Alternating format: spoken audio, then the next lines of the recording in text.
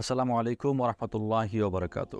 আজকে যে একটি ব্যাপারে কথা বলবো সেটা হচ্ছে আপনার মানুষের সাথে কেমন ব্যবহার করা উচিত। আপনি পার্সোনালি মানুষটা কেমন আর বাহিরে কেন এমন। ধরেন আমরা তো মোটামুটি এখন ফেসবুক মোটামুটি অনেক মানুষই চালাই, আর যারা এই ভিডিওটি দেখতেছেন তারা অবশ্য ফেসবুকে এখন মোটামুটি দেখতেছেন। যাই হোক, যখন আমরা কোথাও গেলাম বা ধরেন কোথাও ঘুরতে গিয়েছি, ঘুরতে যাওয়ার পরে আপনার কিছু ছবি তুললো, সেখান থেকে অনেকগুলো ছবি আপনি তুললেন এইভাবে এইভাবে এইভাবে, হ্যাঁ এটা এইভাবে, ধরেন বিভিন্ন অ্যাঙ্গেলে আপনার ছবি তুললেন। ছবি তোলার পরে যখন আপনি ছবিগুলো দেখতেছেন, ফেসবুকে পোস্ট করবেন এখন ছবিগুলো দেখতেছেন, দেখলেন 20টা ছবি তুলছে, সেখান থেকে আপনার 2-3টা ছবি পোস্ট করবেন এবং ওই 20টা ছবি থেকে আপনি সিলেক্ট করবেন যে কোন ছবিগুলো ভালো, কোন ছবিগুলো ভালো সেই ছবিগুলোই আমি পোস্ট করব। তো আপনি দেখতেছেন তার মধ্যে ছবির মধ্যে আপনি ফিল্টার লাগাচ্ছেন, এডিটিং করতেছেন। এখন তো বর্তমানে এআই বের হয়ে গেছে, আর্টিফিশিয়াল।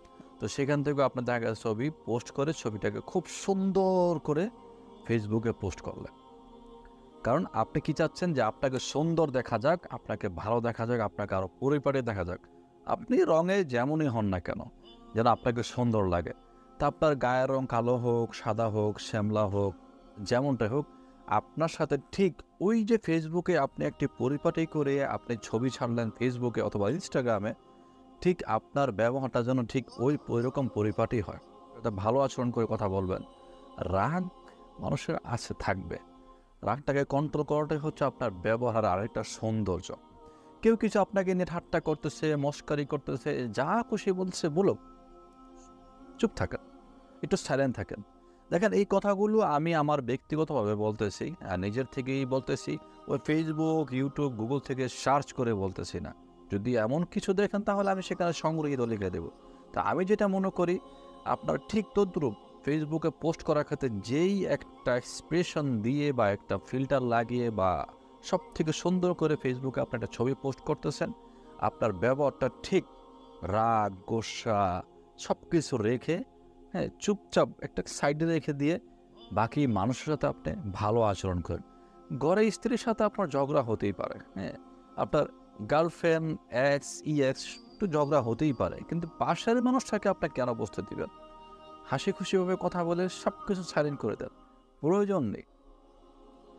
একটা মানুষকে যদি আপনি ছোট্ট করে একটা পিনের খোঁচা দেন, এটা অল্প সময় থেকে যাবে। একটা মানুষ যদি আপনি কেটে দেন, হ্যাঁ, অল্প কিছু, যেটা হয়তো আর সৃষ্টিকর্তা এটাকে এমনি এমনি মুছে দেবে, কিন্তু কথার আঘাত মানুষের কখনোই মোছে না। এই পৃথিবীতে অনেক কিছুই পচতে দেখবেন আপনি, অনেক কিছুই পুড়ে যেতে দেখবেন, কিন্তু মানুষের কথা পুড়ে না, পচেও না। মৃত্যুর আগ পর্যন্ত কেন, সে যদি মরে যাওয়ার পর যদি কোনো হক থেকে থাকে, সেটারও বিচার হতে পারে। তো তাই বলি, মানুষের সাথে আপনি সব থেকে উত্তম আচরণ করেন। যেভাবে একটা ফেসবুকে পোস্ট করতেছেন, 10টা কথা রেখে প্রয়োজনে আপনি একটা কথার উত্তর দেন, প্রয়োজনে আপনি একটা কথা বলেন, সেই কথা রাখে তাকে বলেন, তবে সে যেন কষ্ট না পায়। আশা করি বোঝাতে পেরেছি। যেটাই বলতে চাচ্ছি, এখন সবাই ইন্টেলিজেন্ট, সবাই বুদ্ধিমান, মোটামুটি আমার কথাগুলো বুঝতে পারবেন। আমি এটাই বলতে চাচ্ছি যে আপনি আপনার কথাটাকে, যত কথার কষ্ট, রাগ, গোসা সব কিছু একটা সাইডে রেখে দিয়ে ফিল্টার করে একটা মানুষের সাথে কথা বলেন। আলহামদুলিল্লাহ, আপনি ভালো থাকবেন এবং সেই মানুষটা আপনাকে নিয়ে ভাববে। দেখেন, আপনার মফস্বল এলাকায় যেই ব্যক্তিটা মানুষের সাথে ভালোভাবে আচরণ করে গিয়েছিল, ধরুন তার 100 বছর হয়ে গিয়েছে, কিন্তু 100 বছরের মাঝামাঝি একটা 50 বছরের ব্যক্তি আছে, এখনও বাজারে বসে চা খাচ্ছে। আবার তার পাশাপাশি একজন 30 বছর একজন ব্যক্তি চা খাচ্ছে। ওই যেটাকে বলে আর কি বায়া, হ্যাঁ, মানে উনি কথাটা শুনেছে ওই লোকটা ভালো ছিল, অমুক ব্যাপারে ভালো ছিল, অমুক লোক ভালো ছিল, অমুক মানুষটা ভালো ছিল। এমন কিন্তু অনেক মানুষেরই আমরা চায়ের দোকানে, আড্ডার ক্ষেত্রে বলে থাকি যে তার আচার আচরণ ভালো ছিল, সেই ব্যক্তিটা মিশুক ছিল, রাইট? তো আপনার ব্যবহার যেন মানুষ কষ্ট না পায়, মানুষ আপনার কষ্ট দিক, আপনাকে মানুষ কষ্ট দিচ্ছে দিক, ইন্নাল্লাহ মাস সাবিরিন। ধৈর্য ধারণ করুন, ধৈর্য ধারণ করুন, ইনশাল্লাহ সব কিছু ঠিক হয়ে যাবে। অপেক্ষার উপরে কিছু নেই।